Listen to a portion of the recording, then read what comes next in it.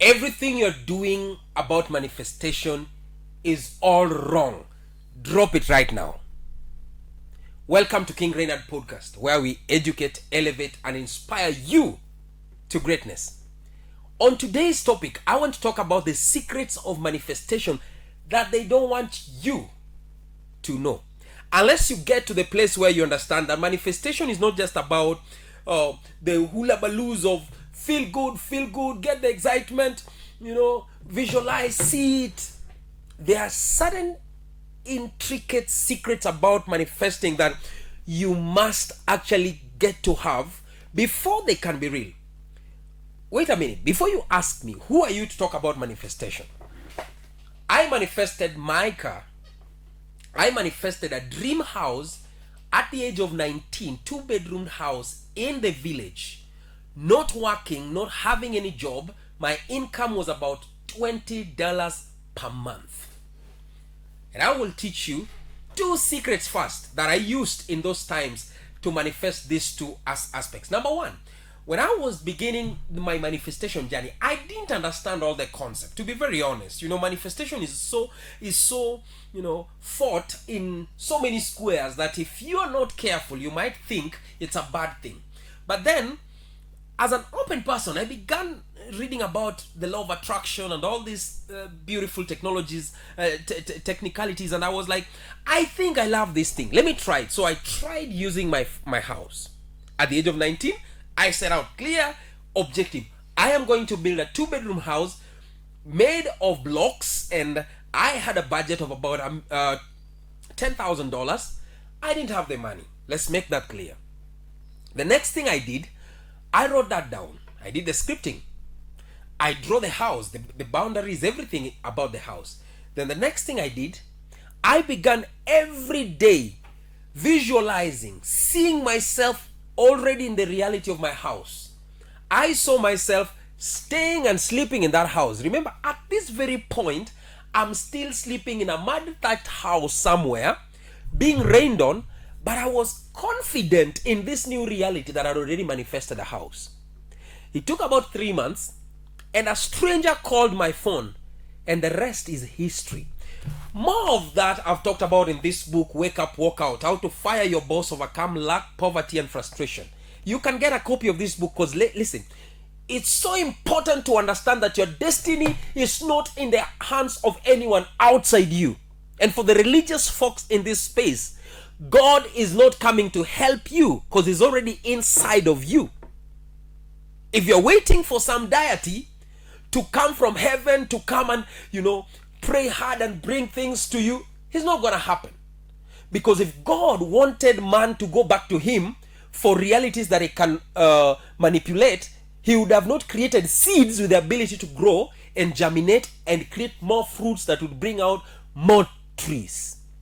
So God made everything in such a way that everything that needs to be manifested has a mechanism that brings it forward. You get it? So let me teach you a few secrets. Secret number 1 that you need to really get acquainted with is that you must overcome what you call the gatekeepers in your mind. There's a concept called the gatekeepers. The first thing that will happen is that when you begin your journey of manifestation, let's say, for example, let's take an example of $1 million. And you start confessing, I now have $1 million. I now have $1 million. What will happen? Subconsciously, your mind will relate to your current status and ask you, you're talking about $1 million, yet you don't even have 1,000 shillings. So you have to deal with that. You have to deal with that concept, that the gatekeepers, the things that are stopping you from believing. How do you deal with them? Number 1, use affirmations. For me, I could constantly tell myself, I am now living in my 2-bedroom house and it's clean, it's safe, it's wonderful. I draw the house. I had the picture in my mind. I could clearly see everything. Number 2, create subliminals. Have images and pictures that will look like whatever you're trying to manifest. For me, it was easy. I just got a picture of a house, kept it in my pocket. Every time I would pull it out, I look at it and I'm like, all right, I am already having this house. Number 3, you need to use things like self-hypnosis. How do you do that? This is very important. Listen. You are the custodian of the realities of your life. Nobody's coming to change your programmings for you. So you have to get to the place where you understand that this is my divine reality. I have to reprogram myself to get whatever I want. And how do I self-hypnotize? I used to do this. So I would go inside my this mud thatched house, lie in the bed, and close my eyes and begin, taking deep breath in, out through the nose and out through the mouth, in again like that. And then I start counting from 100 to 0. Then when I get to 0, I would completely feel relaxed and close my eyes and begin going into the journey of hypnosis. I see myself already having my manifestation. Secret number 2 that they are not talking about, they are not teaching you, and if they are teaching you, they are not giving you the full information. It's called quantum leaping. Listen and listen carefully. You are a multi-dimensional being. You are not somebody who just exists in one dimension. And it's very easy to think that you're just existing in your 3D reality where you can only manifest what you hear, see. And they taught us in school that there are only 5 senses. Trash! There are actually more than 12 senses that you're using. But the average human being has just managed to go beyond the 5th, the 6th, and the 7th. How do we call the 6th sense? It's called intuition, the inner voice. How do we call the 7th sense? It's called emotion, the feeling section of you. How do we call the 7th sense? It's called the subconscious sense, where you don't relate with things the way you see them, but the way you feel them from within your subconscious faculties. So you have to shift your programming. So if you're going to manifest, for example, if by the time I was manifesting my house, I will talk about my car next. So what I did, I created a version of me that is already living in that house. And how would I talk?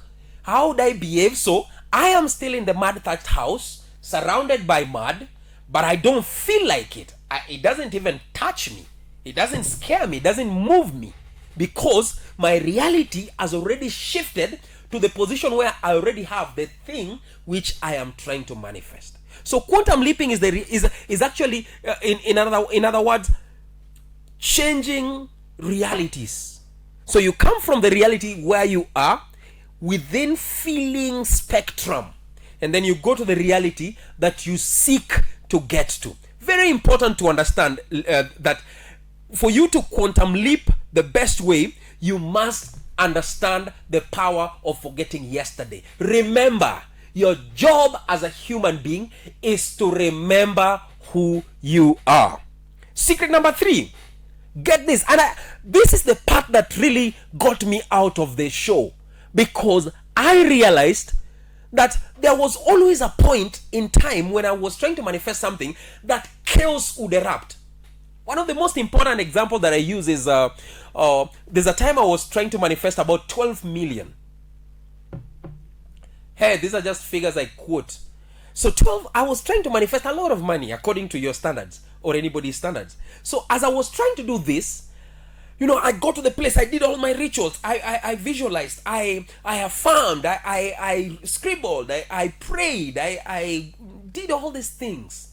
But then, at some point, I get to the place where what was to go wrong went wrong. Let me give you the first example. We were driving with my friend to Uganda. So I get to Uganda. Uganda is the neighboring country from Kenya. So by the time we get to Uganda, they drove so well. And the car was new, barely 2 months old. So we drove to Uganda. And then before we come back, my friend tells me, Reinhardt, I can also drive. Can you trust me so that I drive back to Kenya? I'm like, I don't know why I am not for the idea. That's intuition talking. But then he insists, Reinhardt, you don't trust me. Long story short, I give him the car. We get to the border.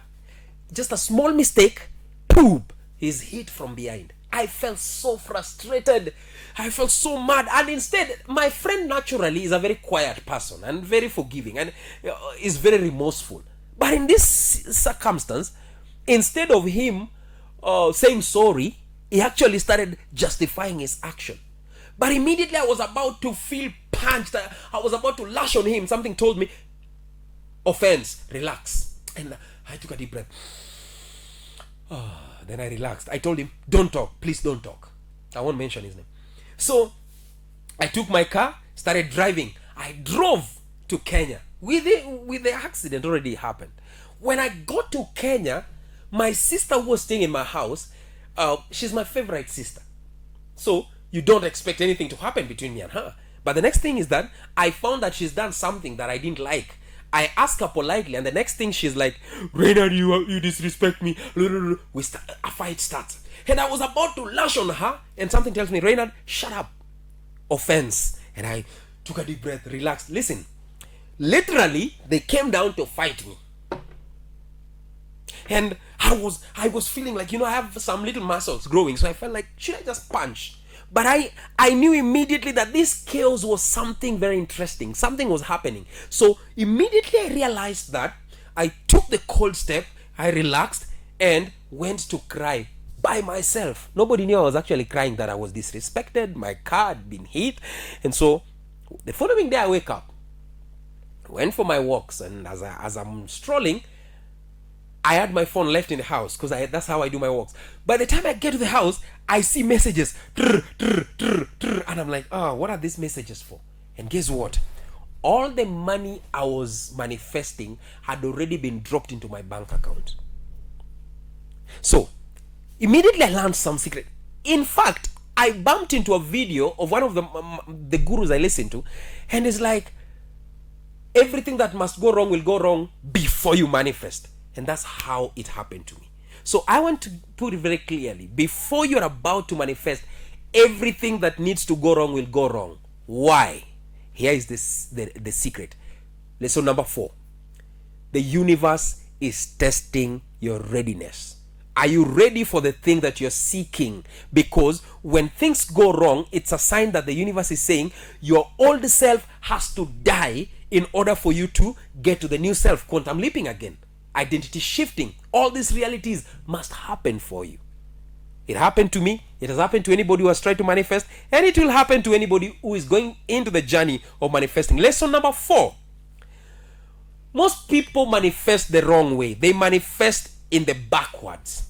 So, most people will feel that they now have their reality by seeing it. So in the book of Hebrews chapter 12, I read about, is it 11 or 12, that talks about now faith. All right. So it says, now faith is the assurance of things hoped for, the evidence of the unseen. All right. So this is what faith is. Faith is not believing that it will happen. That's the mistake that most believers do. God, I have faith that you will give me the money. That's not faith. That's hope. And I am here to tell you, hope is the worst thing that you can rely on. Faith, on the other hand, is declaring the efficiency of your reality in the present tense before it becomes physical. It's the evidence. So, for example, if I have a key of my car and I wave it around you, it's a sign that I have a car outside, right? So I don't need to carry the car to you to show you that I have the car. So that's how reality should work. But most people manifest from behind, from backwards. What they do, I will only believe I have the car when I can see it. So they will be like, God, I will give you the glory when I see this. That's a prayer of unbelief. So how divine reality works is that you believe you already have it, have the feeling of already having it before it officially manifests itself to you. Because with that, you will do what we call, you will align your energies and frequencies with that reality. Number 6 is a very important lesson here. People underestimate the power of dark energy.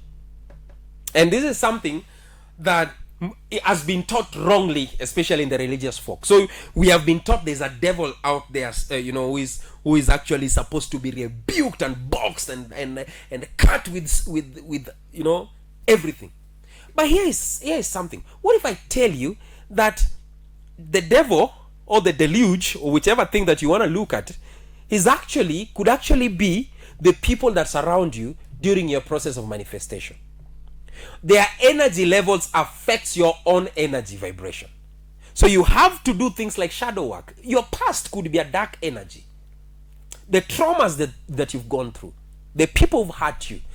So until you deal with these facets of your reality, the traumas, the people around you, the energy that they vibrate with, you will not be able to manifest your divine reality. Because, listen, these dark realities will push you to the place where you cannot be able to function within the divine frequencies. The other one is, you must understand that when the test comes, it comes immediately before the manifestation. Why? Because nature has given us so many examples. It's only darker before its day. It always gets stormy. After every storm, there's always a calm, right? So that's how you need to relate with your manifestation. When you feel that storm is so huge and the battle is raging so strong, that is actually a sign that you are about to manifest your reality. Finally, ladies and gentlemen, if you've made it this far, I am fantastically sure that you love such kind of content. So do this. Subscribe to this channel, King Reinhardt Podcast. You can also follow us in all social media at King Reinhardt Podcast. Listen, this information that I'm passing here, some people pay thousands of dollars to hear. But I've decided to do this for you for free in order that you may learn how to get your realities and so that you can move to the next level of your life. This is free content. And please, believe you me, they work. Try it. If it doesn't work for you, come and claim your money that you paid for. Finally, if you're going to manifest whatever reality you're seeking, you have to be open to synchronicities, serendipities, and signs and signals. One of them, for example, for me, it's very basic. If I'm manifesting money, I will be very keen to see which kind of money is around me. So, for example, there were times I could pick shillings, coins, and when I pick them, instead of just throwing it like everybody would do, I would get so excited. I'm like, wow, thank you, I have it. And when you're doing that, what you're doing to the universe, you're telling the universe, I already believe I have this manifested. Try these secrets, and I can guarantee that your life is going to change. Finally, this is my kicker, bonus on you. Be very careful not to just have vague realities. I want to manifest a lot of money. No. Be very clear. Have awareness of the concept. Take massive action, but mostly inspired massive actions. Finally, don't try to influence how it's gonna happen, because the how should be left to the universe. Your job is to believe and receive. Until next time, cheers.